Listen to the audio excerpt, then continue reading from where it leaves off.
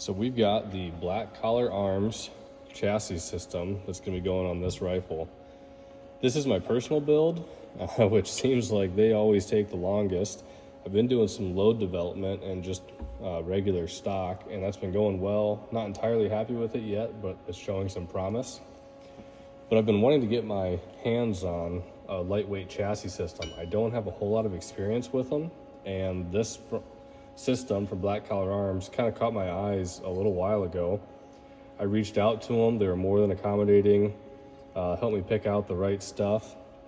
And I gotta say, I'm pretty impressed initially with my first impressions. Not a whole lot of tool marks. The anodizing is really nice.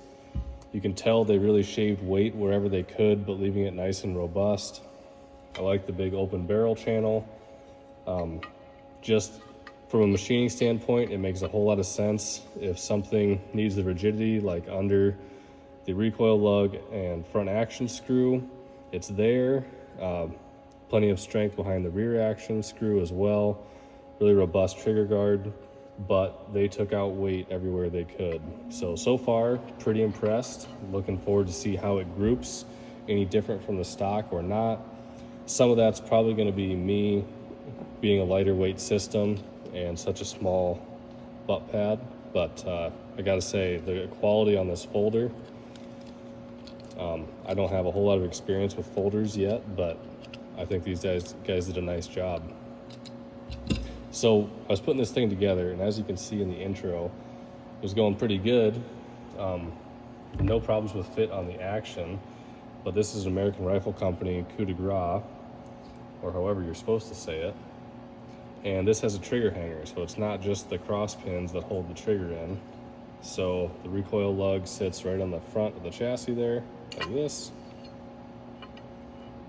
and does not sit down flush. We got that big gap in the back under the tang, and that is because of the trigger hanger.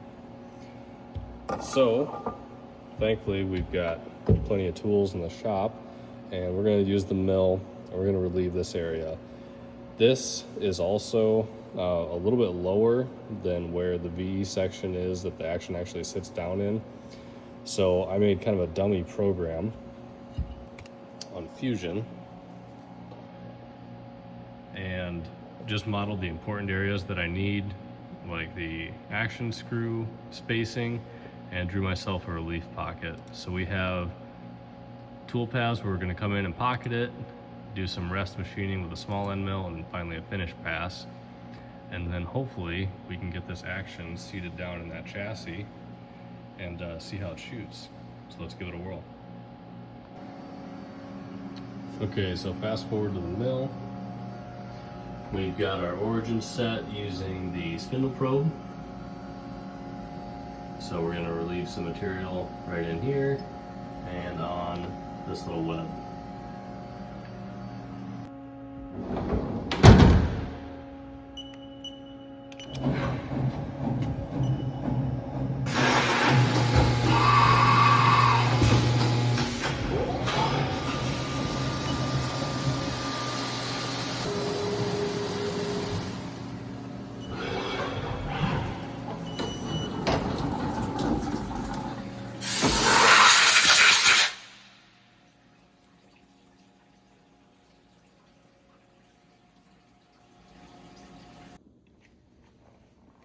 We're back on the bench. We've got the relief cut out here, and I can tell from the back when I slide this rearward that the recoil lug's hitting first, where there's plenty of clearance on the back of the trigger hanger. And off camera, I actually did take another cut. I wanted to make sure that this could slide forward slightly to make sure that the front of the trigger hanger had clearance.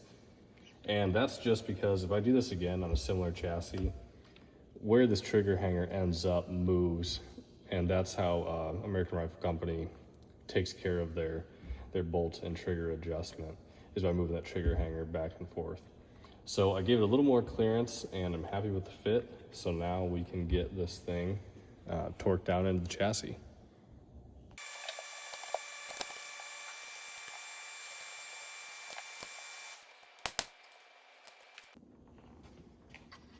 So there we have it.